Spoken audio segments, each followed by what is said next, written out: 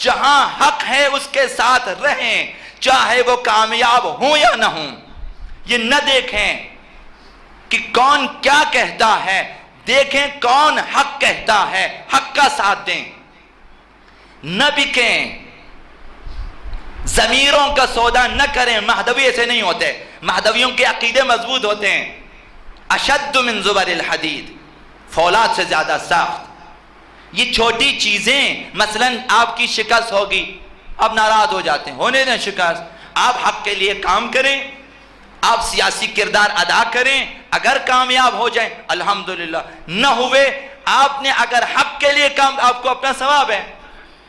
ناکامی اسلام میں نہیں ہوتی، کہیں اسلام میں ناکامی نہیں ہے، اسلام میں احدی الحسنیین ہے، یا یہ یا وہ، یہ بھی نیکی وہ بھی نیکی، ہار بھی نیکی ہے اسلام میں، جیت بھی نیکی ہے، یہ بھی حسنہ ہے وہ بھی حسنہ ہے، غازی بنے یہ بھی نیکی ہے، شہید ہو جائیں یہ بھی نیکی ہے۔ اس طرح کام کریں۔ آپ مدارس کھولیں، بچے آئیں نہ آئیں آپ کو اپنا ثواب ہے۔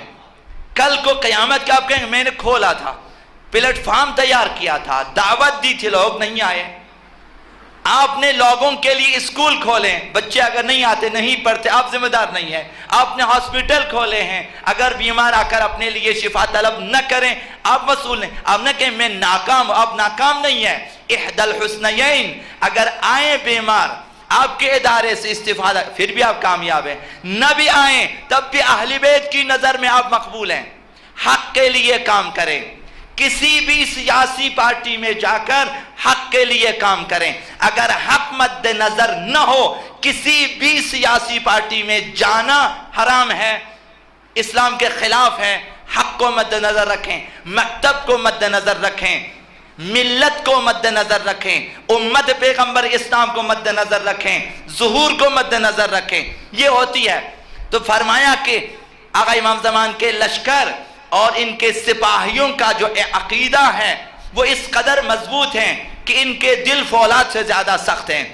آقا امیر المومنین نے فرمایا کہ رجال کان قلوبہم زبر الحدید، ان کے دل فولاد کی طرح ہے۔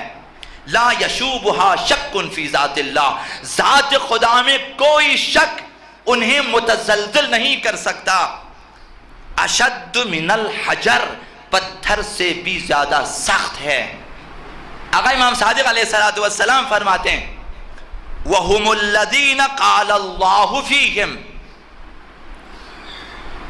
آقا امام زمان کے سپاہی اس قسم کے، ان کے بارے میں خداوند متعال نے یہ فرمایا ہے فَسَوْفَ يَأْتِ اللَّهُ بِقَوْمٍ يُحِبُّهُمْ وَيُحِبُّونَهُ، خداوند ان قریب ایسے گروہ کو لائے گا، ایسی قوم کو لائے گا کہ خداوند اس قوم سے محبت کرتا ہوگا اور وہ قوم بھی خدا سے محبت کرتی ہوگی۔ آپ کو، مجھے، ہم سب کو اس قوم میں شامل ہونا ہے کہ ہم خدا سے محبت کریں اور خدا ہم سے محبت کرے۔ یہ ان کی صفات بیان ہوئی ہے۔ آقا امام صادق نے فرمایا فَسَوْفَ يَأْتِ اللَّهُ بِقَوْمٍ يُحِبُّهُمْ وَيُحِبُّونَهُ، خداوند اس قوم سے محبت کرتا ہوگا اور وہ قوم خدا سے محبت کرتی ہوگی۔ أَذِلَّةٍ عَلَى الْمُؤْمِنِينَ، مومنین کی نسبت نہایت خاضع مہربان۔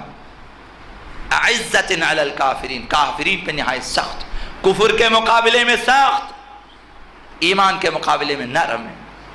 ان کے دل ایمان کے لیے نرم، مومنین کے لیے نرم، ان کے دل کفر کے لیے سخت، کافروں کے لیے سخت۔ تو اپنے ایمان کو مضبوط کریں۔